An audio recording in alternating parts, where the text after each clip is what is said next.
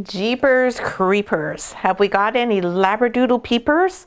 That's what we're going to find out in this week 2 Australian Labradoodle litter update. Hi, I'm Claire from Isle Labradoodles, and this is the week 2 update for these mini Australian Labradoodle puppies from our Sweet Fusion litter. This litter is got some curls, it has some straight hair, it even has a dog who is not a girl, as I said, but a boy. We're going to find out all about that. We're going to check out and see if these puppies' eyes are open and let you know what's been going on for this past week. So Mama Bachi is doing a good job. She has settled in nicely. She is much more relaxed in her role as a mom now. She still is Bachi, where she's full of enthusiasm and absolutely adores people. As long as Bachi has somebody with her, she loves being a mom, and she's so relaxed like she is right now. If she's left alone and she doesn't have someone with her, she still is great with her puppies, but she's always yearning to have some company. So we have arranged for this past week to ensure that there has always been at least 2 different people spending a large amount of time with Bachi during the day. Bachi's guardian mom has come down to visit her and spent several hours with her. And whenever we have one of the many people who've been supporting us come to spend time with the puppies, the bulk of their time is spent here with Bachi, just to give her that reassurance and make her comfortable. Because if she's comfortable, her puppies are comfortable. So the puppies through this last week have been doing just what they did during the first week: eat, sleep, and repeat. However, they are starting to become more mobile. They're more coordinated. They're able to get up on all fours a bit more. They're able to negotiate their space better. And they're also able to access the milk bar more. So if, as you can see right now, they're all at the milk bar and there is not enough faucets at the top here. You can see as Pink Collar's doing here, they're now strong enough and clever enough to root around and figure out how to get to the bottom of things, so to speak. And Bachi's hilarious. She has her own way of assisting with that. She will be completely upside down, where she just kind of throws it all out there and says, hey, here it is, come and get it. The puppies at first were not able to negotiate that. It's a bit like climbing Mount Everest when your mom is upside down and you're only this big. But now that they're a little bit more, they have a little bit more strength and they're a little bit smarter and coordinated, they are able to figure out, oh, if I do this, I can get up there and I can find where I want to be.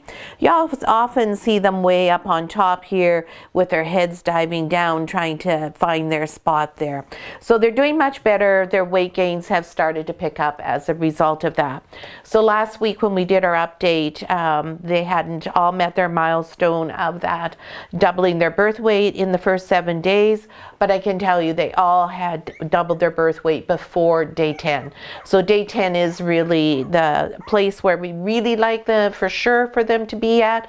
Day 14, it can be all right, but we prefer by day 10 that we're all on our way. And these guys all had reached that before day 10. So everybody was successful in that endeavor. Now this week we're looking to see if their eyes are open, because that's the next major thing that happens for puppies. I mean, there's lots of things that are happening, but the next major thing that we can see and we can record and say whether it's happened or not. Now, why are puppies' eyes born sealed shut? Why can't they hear and why can't they see? Well, the reason for that is so they don't have so much stimuli that they're overloaded. Their central nervous systems are not developed enough when they're born to be able to handle all of that stimuli. So nature has decided in their wisdom to have them arrive, to be born, but they are not able to see or hear, so they don't have all of that sensory overload. And as their central nervous systems mature, when each individual puppy's central nervous system is ready That's when we see their eyes open and when their ears open. So it's not so much of a milestone in terms of, holy smokes, this is telling us whether you're healthy, where you are on a bell curve. This is just telling us when their central nervous system has developed fully. So we'll see some eyes that are open today, we'll see some eyes that aren't, some eyes that are partially open. Those are all the things that we may see today. Nobody has their ears open yet. It would be too soon.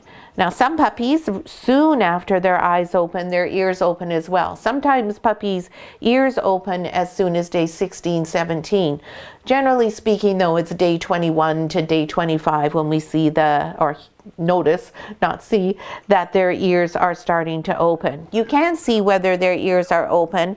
I'm not sure if you can see on the video here, but if you can see in their ear canal, you can see that the canal is sealed shut when they are still closed. And as their ears start to open, this little area here becomes more and more open. So if you look at Bachi's ear, you can see where it's completely open here. I can put my finger in it easily. Whereas in the puppy's ear here, there's no opening at all for anything to go in. It's still closed. So that's what we look at when we're doing a visual inspection. You can maybe see it even easier on this puppy's here because it's not so dark, but you can see that the ear is all sealed up. So it's just a matter of when nature says that they are able to manage all of the various stimuli. Now, when their eyes open, do they see color? Do they recognize faces? Dogs do see color. They don't see just black and white as many people used to think, but they don't see colors like we do. So one of the things they can't see well, for instance, is orange or red. So it always makes me laugh because Chuck-It, which is one of the most famous types of balls for dogs, comes in a brilliant orange with a blue stripe. And if you throw it on the lawn, you as a person can see it for miles, and your dog will run all around it sniffing like crazy and not see it. And you think, well, what the heck? Why are you not seeing it there? It's because they can't see it. It looks the same as the grass to them. It's not a color that they can distinguish. Green and orange next to each other all look the same to them. So they are starting to see some color. They just don't see as much color as we do. There is not much acuity in their vision yet. It's still mostly big blurry shapes and not much that they can distinguish. They can tell the shape of Bachi over the shape of one of us, but there is no way they are yet able to recognize our faces or know that I am me, Reynold is Reynold, Taylor is Taylor. They do that still by using just their nose. They are starting to be able, though, to figure out that, oh yeah, that smell is that one, that smell is that one.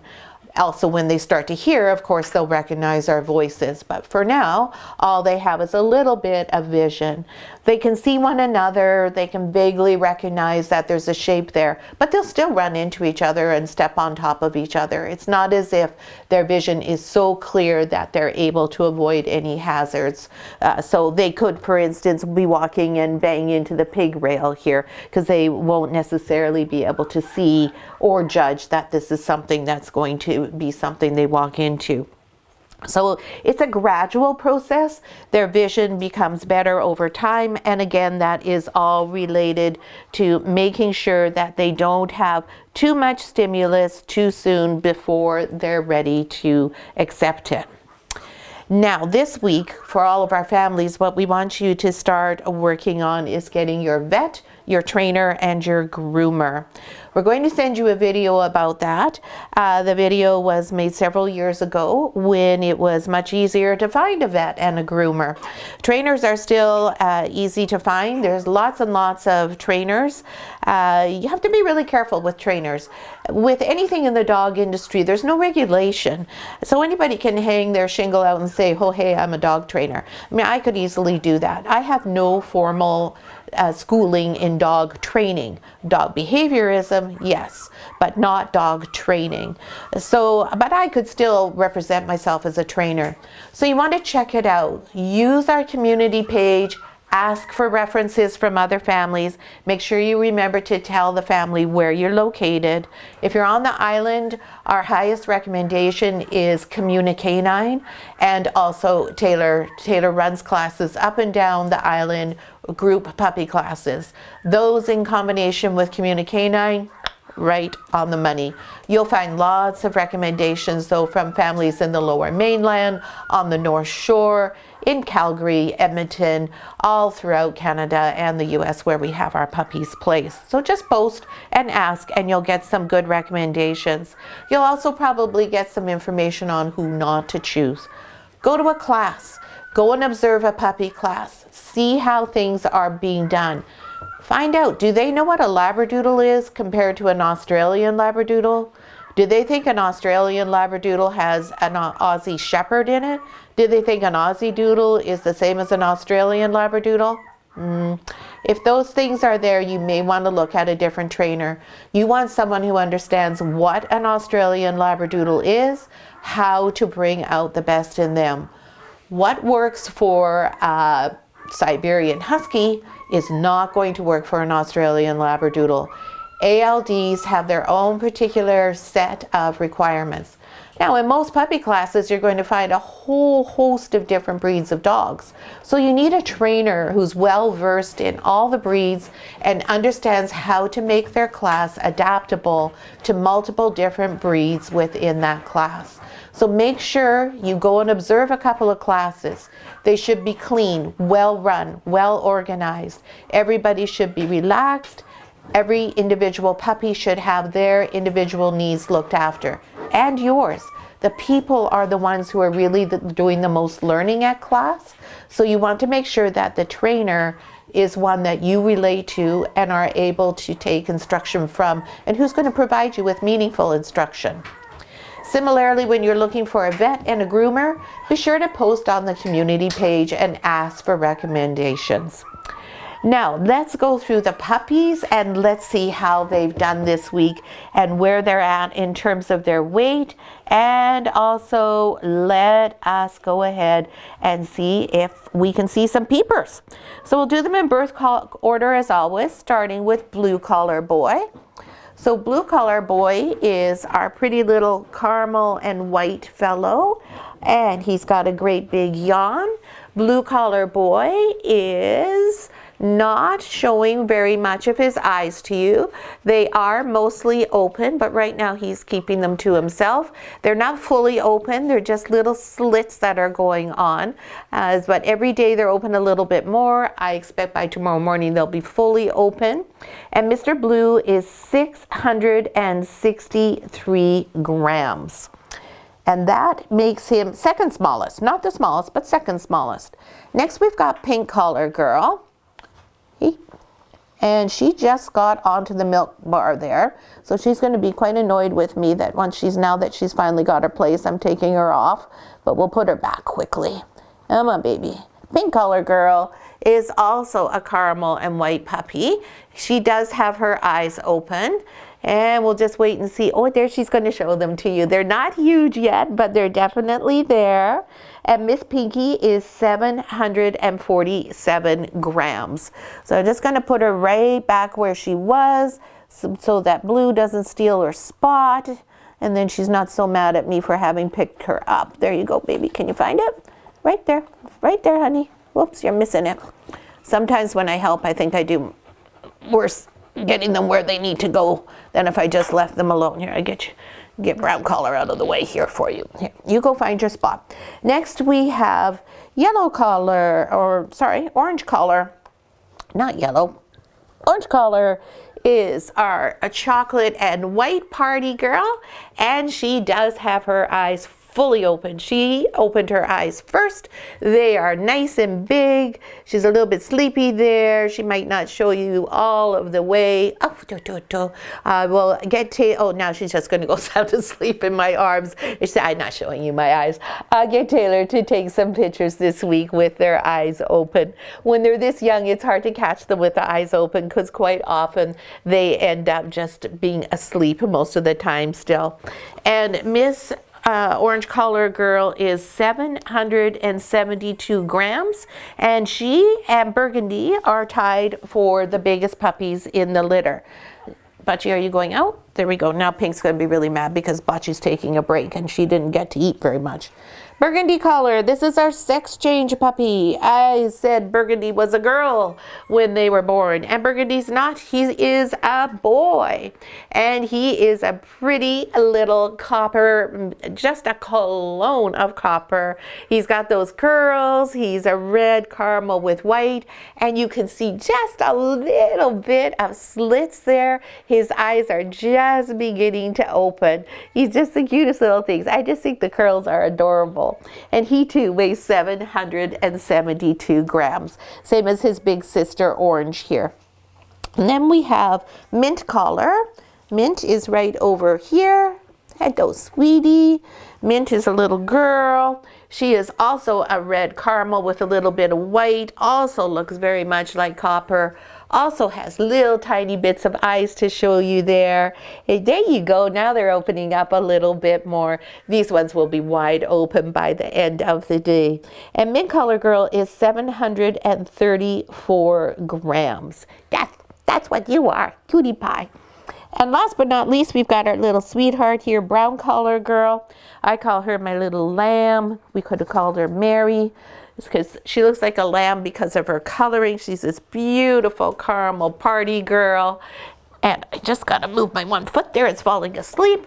She does have her eyes wide open.